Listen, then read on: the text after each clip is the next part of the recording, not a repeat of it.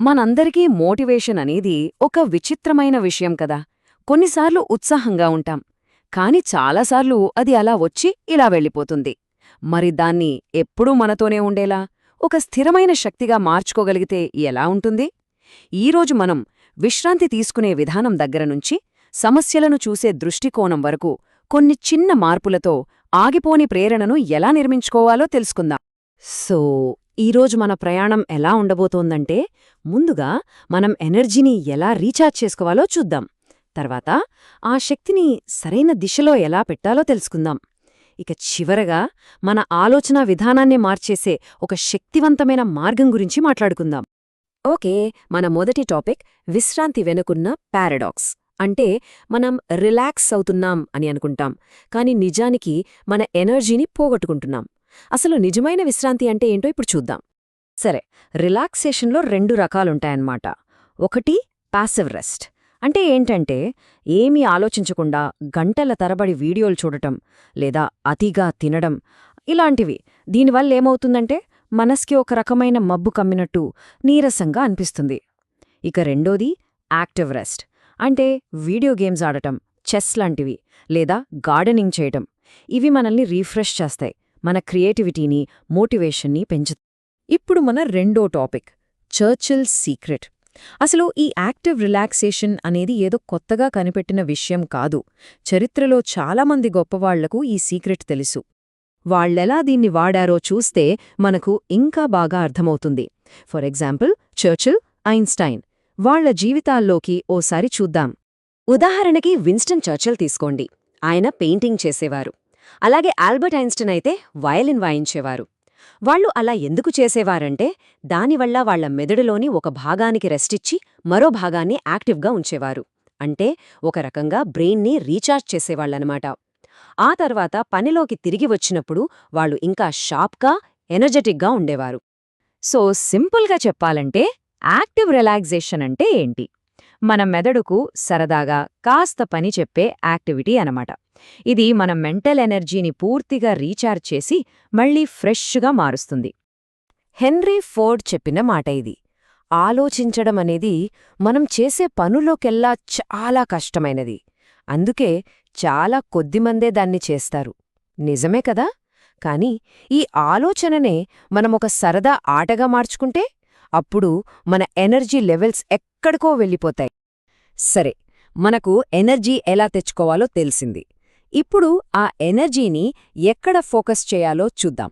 అదే ఈ రోజును ఒక కళాఖండంగా మార్చడం. ఇది John Wooden philosophy. Legendary basketball coach John Wooden, ఆయన లైఫ్ ఫిలాసఫీ మొత్తం ఒకే ఒక వాక్యం మీద ఆధారపడి ఉంది. అది వాళ్ల నాన్నగారు చెప్పిన మాట. ప్రతిరోజూ నీకో మాస్టర్ పీస్ కావాలి. అంటే జీవితమనేది రేపో ఎల్లుండో కాదు, ఇప్పుడే, ఈ క్షణంలోనే ఉంది. ఈ ఫిలాసఫీ ఎంత పవర్ఫుల్లో చెప్పడానికి ఈ ఒక్క ఉదాహరణ చాలు. జాన్ వుడెన్ కోచింగ్ ఇచ్చిన టీమ్స్ కేవలం 12 ఏళ్లలో ఏకంగా 10 నేషనల్ ఛాంపియన్షిప్స్ గెలిచాయి. వాళ్ల సీక్రెటేంటో తెలుసా? ఫ్యూచర్ గురించి ఆలోచించడం కాదు, ప్రతిరోజూ ప్రతి ప్రాక్టీస్లో తమ బెస్ట్ ఇవ్వడంపైనే వాళ్ల ఫోకస్ అంతా ఉండేది. సో ఈ మాస్టర్ పీస్ ఫిలాసఫీలో 3 ముఖ్యమైన విషయాలున్నాయి. ఒకటి, ఈ రోజు మీద ఫోకస్ పెట్టడం. ఫైనల్ మ్యాచ్ ఎంత ముఖ్యమో ఈ రోజు చేసే ప్రాక్టీస్ కూడా అంతే ముఖ్యం. 2, ప్రతిరోజు బెస్ట్ ఇవ్వాలి. రాత్రి పడుకునే ముందు ఈ రోజు నేను నా బెస్ట్ ఇచ్చాను అని అనుకోగలగాలి. ఇక మూడోది, ఈ రోజునే మన మొత్తం జీవితానికి ఒక చిన్న వర్జన్లా చూడటం. ఎందుకంటే ఇలాంటి చిన్న చిన్న రోజువారీ విజయాలే పెద్ద సక్సెస్కి దారితీస్తాయి. Okay, next topic. ఇది చాలా ఇంట్రెస్టింగ్గా ఉంటుంది. సమస్యల్లో దాగి ఉన్న బహుమతి. ఇది మన మైండ్ సెట్లో ఒక పెద్ద మార్పు తీసుకొచ్చే కాన్సెప్ట్. అసలు మనం ప్రాబ్లమ్స్ని చూసే విధానాన్నే మార్చేద్దాం. ఒక్కసారి ఆలోచించండి. మన పిల్లల విషయంలో వాళ్లకు సమస్యలెదురైతే వాటిని వాళ్లే సాల్వ్ చేసుకోవాలని, అలా వాళ్లు స్ట్రాంగ్గా తయారవ్వాలని మనం కోరుకుంటాం కదా. మరి మన విషయానికొచ్చేసరికి మనకొక ప్రాబ్లం వస్తే దాన్నొక శాపంలా ఎందుకు చూస్తాం? ఈ తేడా ఎందుకు? క్లెమెంట్ స్టోన్ అనే ఒక సక్సెస్ఫుల్ బిజినెస్ మ్యాన్ ఉండేవారు. ఆయన దగ్గరికి ఎవరైనా వచ్చి, సర్ నాకో ప్రాబ్లం ఉంది అంటే ఆయన ఏమనేవారో తెలుసా? మీకు ప్రాబ్లం ఉందా? అద్భుతం అనేవారట. వినడానికి చాలా వింతగా ఉంది కదూ, కాని ఆయన అలా అనడం వెనుక ఒక పెద్ద కారణమే ఉంది. చాలామంది గ్రేట్ థింకర్స్ చెప్పేది ఇదే. స్కాట్ పెక్ అన్నట్టు సమస్యలు మనలో ఉన్న ధైర్యాన్ని, తెలివిని బయటకు తీసుకొస్తాయి. రిచర్డ్ బ్యాచ్ ఏమంటారంటే, ప్రతి సమస్య తనలో ఒక బహుమతిని దాచుకొని వస్తుందట. చివరికి డాక్టర్ ఆండ్రూ వెయిల్ లాంటివాళ్లు అనారోగ్యం కూడా మన పర్సనల్ గ్రోత్కి ఒక పెద్ద కారణం కావచ్చని అంటారు. సో పాయింట్ ఏంటంటే, సమస్యలు మనల్ని పడగొట్టడానికి రావు, మనల్ని పైకి లేపడానికే వస్తాయి. అందుకే ఇకపై సమస్యలను చూసి భయపడటం ఆపేసి వాటిని ఒక టఫ్ గేమ్లాగా, ఒక పజిల్లాగా చూడటం మొదలుపెడదాం. ఎందుకంటే మనం మైండ్కి యాథ్లీట్స్ లాంటివాళ్లం. ఛాలెంజెస్ని యాక్సెప్ట్ చేసినప్పుడే కదా మనం నిజమైన ప్లేయర్స్గా మారేది. సరే, ఇక మన ఫైనల్ టాపిక్ ఆటగాడిగా మారడం.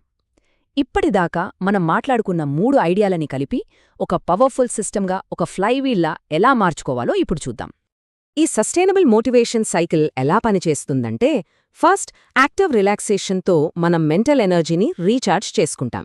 ఆ తర్వాత ఆ ఎనర్జీతో ఈ రోజుని ఒక మాస్టర్ పీస్గా మార్చాలి అనే ఫోకస్తో పనిచేస్తాం. ఈ ప్రాసెస్లో మనకు సమస్యలు ఎదురవుతాయి.